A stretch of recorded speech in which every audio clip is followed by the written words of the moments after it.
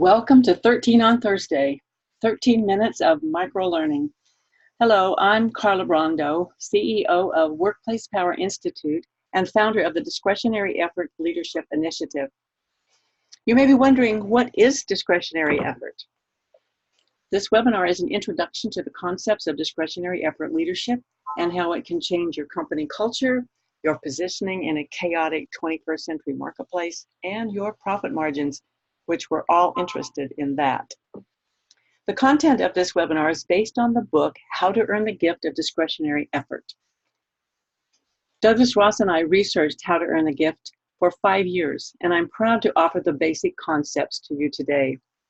We discovered that the traditional engagement programs in companies are losing their effectiveness in the 21st century. We maintain that discretionary effort leadership is the most effective 21st century engagement strategies companies can use to increase employee productivity and output. Today we will answer 3 questions. What is discretionary effort? How is discretionary effort different than engagement programs? And how can I be a successful discretionary effort leader? Question number 1, what is discretionary effort? First, you have to practice saying the word discretionary. It took me a couple of months to get it down. And then you have to learn how to spell it, which takes some additional effort. In its basic form, discretionary effort is the difference between what an employee does to get a paycheck and what the employee is capable of contributing. Discovering capability will be discussed in a future 13 on Thursday program. Now, you cannot legislate or demand discretionary effort. And why is that? Because discretionary effort is a conscious, free will choice employees make on a daily basis. When an employee comes into work, they don't know it, but they are thinking, how hard am I going to work today? Here are some thoughts that go through an employee's mind. We'll call this one Sherry. Should I return that email to my client? Gee, I'm not sure what to say or how to solve their complaint. Should I finish that report for my boss? Oh, I forgot. I have to redo the stats, and I have to get additional ones from Jenny that's going to take some time. Should I even check my email? I probably have 50 in my box already, all with assignments. Boy, I need a cup of coffee. I wonder if there are any donuts left. She wanders to the break room where she meets Dan, and before you know it, it's 10 o'clock, and Sherry thinks, Dan and I probably better finish our conversation about, and you can plug in the most current topic, whether that's Wimbledon, the All-Star Game, the Game of Thrones. She thinks, I need to get to work. Now, this thought process is not just unique to Sherry. It goes through all of our minds just because we're humans, mine included.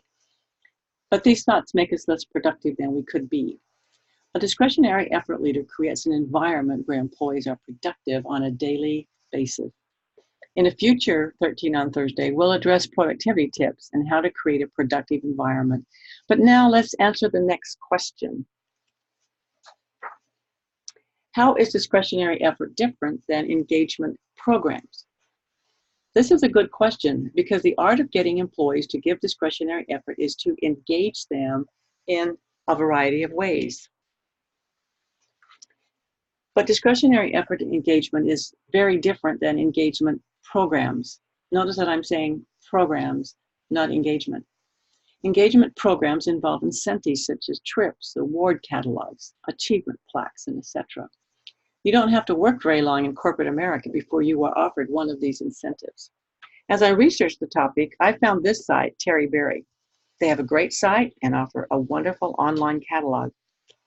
In this catalog, if you earn the right points, just a few of the things you can be rewarded with are an HD TV, a camera, a keyboard that will teach you how to play, speakers, and even for the women, Vera Bradley luggage. Notice that if employees really wanted these items, they could purchase them themselves. The point I'm trying to make is that engagement programs are 20th century.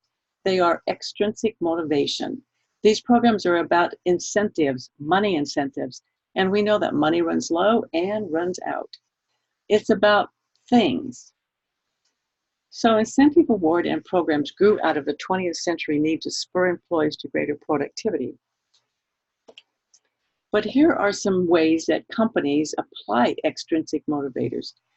We showed you the catalog, but there are even other programs such as getting badges, trophies, gold stars, winning points, rewards, and don't forget that gold watch at the end of 30 years of service. Extrinsic motivation can also be negative. It can involve unhealthy competition. Pitting people in the same company but different divisions against each other is an example. It can involve fear of failure or fear of punishment or even a greater fear of being fired with no way to support yourself. In our research, people who fear punishment or being fired are not in the mindset of giving discretionary effort. They are too busy looking out for their safety and well-being. We know that incentive and award programs are interesting because they usually use the carrot or the stick. I love this cartoon. Ed is not motivated by a carrot and a stick any longer. So the stick is the negatives of extrinsic motivation, and the carrot is all of the incentives we have discussed. Now let's contrast this with 21st century motivation. Employees want to have autonomy to produce work. They don't want to be micromanaged. I did a program for the Georgia Department of Natural Resources, and when I asked a forest ranger in the program what he liked about his job, he said, "I can control my own schedule." Belong to a group. How to help people belong to a group is taught in level 2 of our discretionary effort leadership model. Employees want to feel like they are part of the in-group, not a wallflower at a dance. They want to do meaningful work. Have you ever done an assigned project, submitted it to the manager, and she just threw it on the desk? Employees in today's world want to know their efforts will move the company forward, help clients with their needs, or perhaps make a difference in society. Whatever they are assigned to do, they want it to count. They want to learn new skills, so send them to conferences, give them training, help them get certified in a skill. And they want to love their work. Now, you're probably rolling your eyes, but I have to give you an example of this. They have to love 80% of their work. I have found that 20% of the work is rote and routine usually, and nobody can like that. But you have to like about 80% of what you do. And they need to have an interest in what they're doing. Their interest could be tied to their hobbies. So how well do you know them? How well do you use their talents? Can you involve their talents and skills and make them more interested in their work? I overheard a young manager to a colleague say, "Oh, you can get her to give discretionary effort. Just tell her that if she stays Thursday night to get the report done, you'll give her Friday afternoon off." No, this is not discretionary effort. This is quid pro quo. He got the report finished and she got Friday afternoon off. Now let's address the idiom, go the extra mile.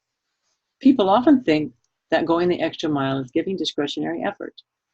Going the extra mile is part of discretionary effort, but we usually think of going the extra mile as a special effort in physical time, coming in early, staying late, working weekends, get that report done the boss needs on Monday. Discretionary effort defines and expands the meaning of the idiom. Employees who give discretionary effort will go the extra mile, but their discretionary effort takes the shape of actions in these bullet points. They give commitment to the organization, to helping the organization solve nagging problems, to ensure the company's commitment to quality is kept. They don't merely comply with company policies, rules, and regulations. They commit to its success. They align mentally and emotionally. They align with the goals, with the projects, with the objectives that the company has. Mentally and emotionally, they're saying, "I'm on board." They offer mind share and intellectual energy. There's nothing worse than asking a person for an opinion and getting back a blank stare or a shrug of the shoulders and I don't know. They give you creativity. Employees who can think outside the box are worth their weight in gold, and it shows up in the marketplace. They have the producer's mindset. Now, this is opposite of Sherry. Sherry didn't know where to start when she got in. But people who give discretionary effort have planned their day, they know where to start, they know what they want to get done during the day, and they actually finish some things. I call this the producer's mindset. They give excellent customer service.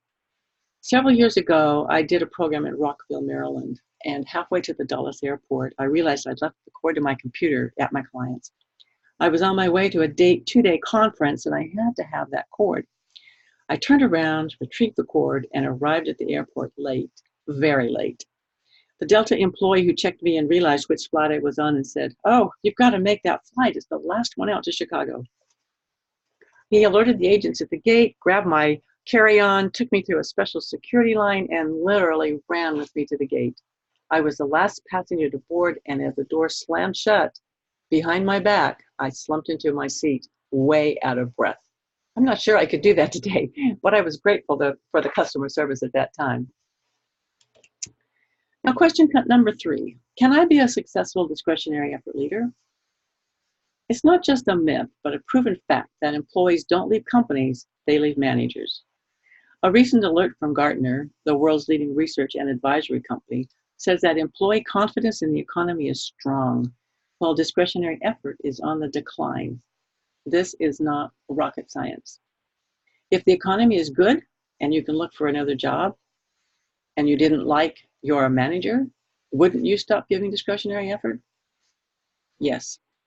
This program helps you become the leader that people choose to follow, that they want to follow, not have to follow, or not want to get away from. You can be a successful discretionary effort leader if you concentrate on your relationship with each employee and put in the effort and time it takes to build rapport with them. Incidentally, once you learn the skills of discretionary effort leadership, it becomes natural and easy. So ask yourself, how can I get involved? Well, today, I challenge you to start looking for individuals who are giving discretionary effort. I want you to evaluate your behavior and ask, am I giving discretionary effort? You may also purchase the gift on Amazon, or you can order books from me. If you order 20 or more books, I will give you a complimentary webinar for your team. You can book an on-site program. You can license a program. Just call 770-923-0883. You can also attend the October Earn the Gift 2-day certificate program in Atlanta. Just go to www.earnthegift.com to register. You can invite me for a speech or for a workshop at a retreat. I have a lot of interactive activities that get people up and moving around and get them engaged with one another. By following the principles and strategies in this book, you will become a discretionary effort leader who earns the gift of discretionary effort on a regular basis. So contact me at 770-923-0883 or email me at carla@carlabrando.com. You can also go to www.earnthegift.com and get more information. Thank you so much for attending today. I look forward to interfacing you at the next 13 on Thursday.